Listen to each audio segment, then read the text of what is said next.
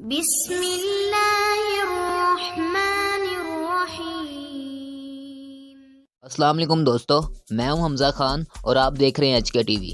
Michael Jackson کی زندگی کے حقائق، مزید انفارمیٹیو ویڈیو دیکھنے کے لیے سبسکرائب کریں ایچ کے ٹی وی۔ مائیکل جیکسن 29 اگست 1958 کو گیری انڈیانا میں پیدا ہوئے۔ مائیکل کے والد جیکسن ایک سٹیل مل میں گرین آپریٹر کے طور پر کام کرتے تھے۔ مائیکل کی والدہ کیتھرین اپنے خاندان کی دیکھ بھال کرتی تھی اور بعض اوقات پارٹ ٹائم نوکری بھی کرتی تھی۔ مائیکل کے والدین دونوں کو موسیقی پسند تھی۔ اس کے والد ایک RSB بینڈ کے لیے گٹار بجایا کرتے تھے اور اس کی ماں گاتی اور پیانو بجاتی تھی۔ جیسے جیسے مائیکل بڑے ہوئے، اس کے والد جیکسن نے اپنے بچوں کو موسیقی کا مطالعہ کرنے کی ترغیب دی۔ فیملی، مائیکل ایک بڑے خاندان میں پلا بڑھا۔ اس کے 5 بھائی اور 3 بہنیں تھیں۔ مائیکل تیسرا اور سب سے کم عمر تھا۔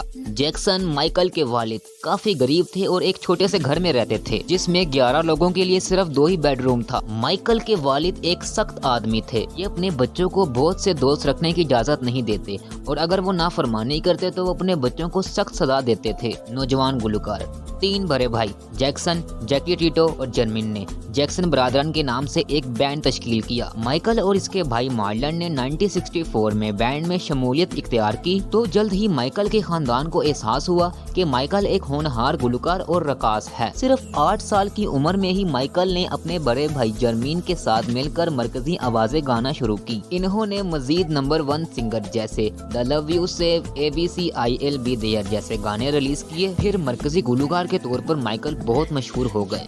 وہ اسکول نہیں جاتے تھے کیونکہ شائقین کے ہجوم میں پڑ جانے کے اثرات تھے، اس لیے مائیکل کو پرائیویٹ ٹیوٹرز نے ریہرسل اور کانسرٹ کے درمیان پڑھایا۔ مائیکل کا سولو کیریئر کا آغاز، مائیکل جیکسن 5 افراد کے ساتھ گاتے تھے۔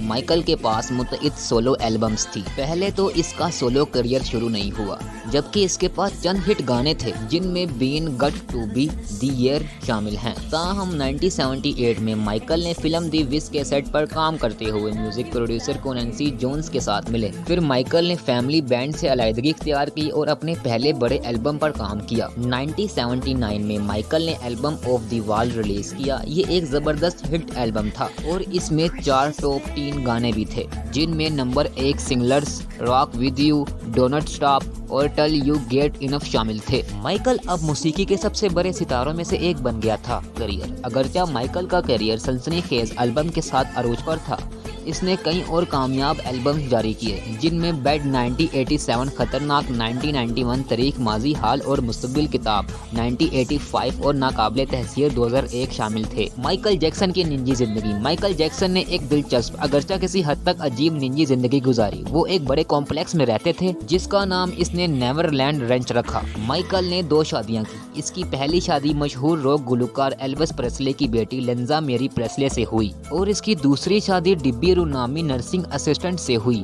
جن سے مائیکل کے 2 بچے ہوئے جن کا نام جوزف جیکسن اور پریس مائیکل کیتھین جیکسن تھا۔ اور ڈبی یعنی مائیکل کی تیسری بیوی کے ساتھ طلاق ہونے سے پہلے مائیکل کا تیسرا بچہ بھی ہوا جس کا نام پرنس مائیکل جیکسن تھا، لیکن والدہ کی شناخت نہ ہو سکی۔ ظاہری شکل بدلنا، مائیکل اپنی شکل بدلنے کے لیے بہت مشہور تھے۔ ان سالوں میں مائیکل نے پلاسٹک سرجری کروا کر اپنی ناک پتلی کروائی، اس کے چہرے کی شکل بدل گئی اور اس کی جلد کا رنگ ہلکا ہو گیا۔